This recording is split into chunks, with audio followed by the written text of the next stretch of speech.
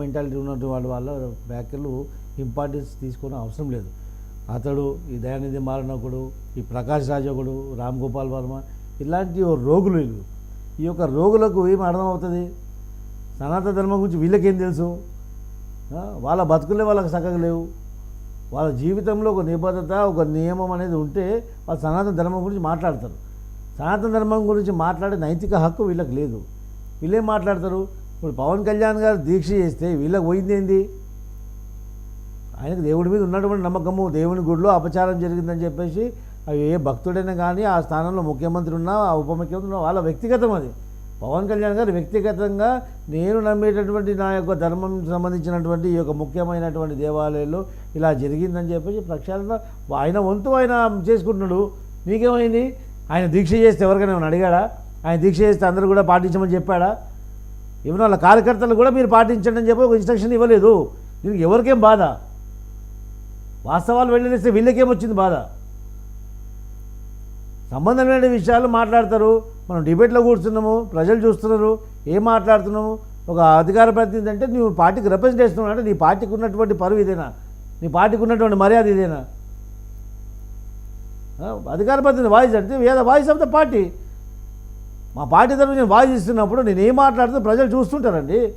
ఏ రోజుకోసం వస్తే ఈ అవాస్తవాలు ఎప్పుడు డిబేట్లో మాట్లాడినా అన్ని అసత్యాలు మాట్లాడితే ఎట్లా ఉంటుందండి? లేదు ఉన్నది లేదంటే నువ్వు సృష్టించుకొని మాట్లాడితే అందరూ మేము ఎరుపు పుష్పాలు మేము కాదు. వీటి వాల్ సమ్ నాలెడ్జ్. సమాజం పట్ల మాకు కూడా అవగాహనతో మేము కూడా కూర్చొని మాట్లాడతాం. మీకు ఏదో నోటికి వచ్చింది మాట్లాడి ఎవరితో ఏదంటే డిబేట్లో కూర్చొని పవన్ కళ్యాణ్ గారి సన్నాసులు అంటే నీకు ఇంగిత జ్ఞానం ఉందా? ఒక మహిళ పోయి ఉండి అసలు ఇలా అసభ్యంగా మాట్లాడగలరు? ఏం మాట్లాడతారు? It is not good. It very unfortunate. It is not good. ఎవరినైనా కానీ అన్పార్లమెంటరీ లాంగ్వేజ్ మాట్లాడడం సరి కాదు. ఒక పార్టీ అధికార ప్రతినిధిగా ప్రజల్లో ఒక మెసేజ్ పోవాలా,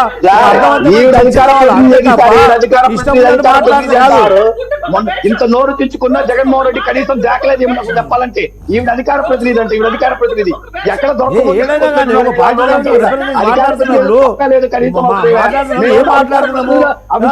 వేరే పార్టీ నాయకుడిని సన్యాసులని వీళ్ళు అసలు బిల్లిస్తారు అసలు నాకు అర్థం కావట్లేదు. అధికార ప్రతినిధులు అధికార ప్రతినిధులు మొత్తం స్క్రాప్ బ్యాచ్. ఎక్కడ పోయినారు? నాగార్జున యాదవ్, వెంకట్ రెడ్డి, గాంధీ ఈ బ్యాచ్ అంతా రాక తగులుకున్నారు. ఇలాంటి చట్టమోహాలతో తగులుకుంటారు. వీళ్ళ వల్ల వైఎస్ఆర్సీపీ పడే ఆ 11 కూడా రాకుండా పోతుంది. సుజాత లాంటి వాళ్ళు చాలు వైఎస్ఆర్సీపీ పార్టీకి పడిన ఓట్లు కూడా గల్లంతైపోయేదానికి ఫుల్ అవకాశం. నాకేం బాధ లేదు.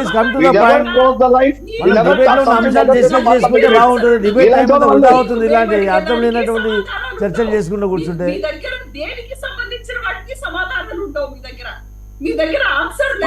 మన దగ్గర ప్రశ్న ఉండదు.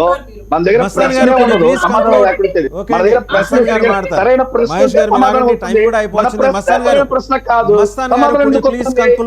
ప్రశ్న అడిగితే సరైన సమాధానం అవుతుంది. మనకు ప్రశ్న చేత కాదు. మనకు ప్రశ్న చేత కాదు. మనకంతా సమాధానం ఎలా చెప్తుంది? వైఎస్ఆర్సీపీ వాళ్ళకి ప్రశ్న చేత కాదు. ప్రశ్న అడగడమే మస్తాన్ గారు మాట్లాడారండి. మస్తాన్ గారు మాట్లాడారు. మహేష్ గారు టైం అయిపోవచ్చింది. మస్తాన్ గారు కంక్లూడ్ చేస్తారు. మస్తాన్ గారు, మీకు ఓవరాల్గా సుప్రీంకోర్టు డైరెక్షన్ తర్వాత వీళ్ళలో ఏమైనా పరివర్తన వచ్చినట్టు గమనించారా? అంటే ఎవరికి వాళ్ళు మేము స్వాగతిస్తున్నాం అంటేనే వెనకాల భుజాలు తడుముకుంటున్నారా? అంటే రాజకీయ పార్టీలకు సంబంధించిన నాయకులు నిన్న మాట్లాడి నేను చూస్తే ఎవరికి పరివర్తన కనిపించలేదు. ఎవరినే ప్రజల దీనికోసం స్వాగతిస్తున్నాం అంటూనే వాళ్ళ భాష వాళ్ళు చెప్తున్నారు. ఇప్పుడు జగన్మోహన్ రెడ్డి గారు సిట్టు లేదు, బిట్టు లేదు, అది మొత్తం క్లిస్టల్ క్లియర్ గా అన్ని సాక్ష్యాలు కనిపిస్తున్నప్పుడు ఇంక విచారణ అవసరం ఏంటి, తేలిపోయింది కదా అని చెప్పేసి ఆయన అభిప్రాయం వ్యక్తం చేశారు. అదే అనంతవర్మ గారేమో మేము కల్తీ జరుగుతుంది, శ్రీనివాస్ వర్మ గారు బీజేపీకి సంబంధించి ఈ కల్తీ జరుగుతుందని మేము నమ్ముతున్నామని చెప్పేసి ఆయన అంటారు. వైయావల కేశవ్ గారు కూడా అదే అభిప్రాయాన్ని వ్యక్తం చేశారు. అంటే సుప్రీంకోర్టు నిర్ణయాన్ని ఇప్పటికైనా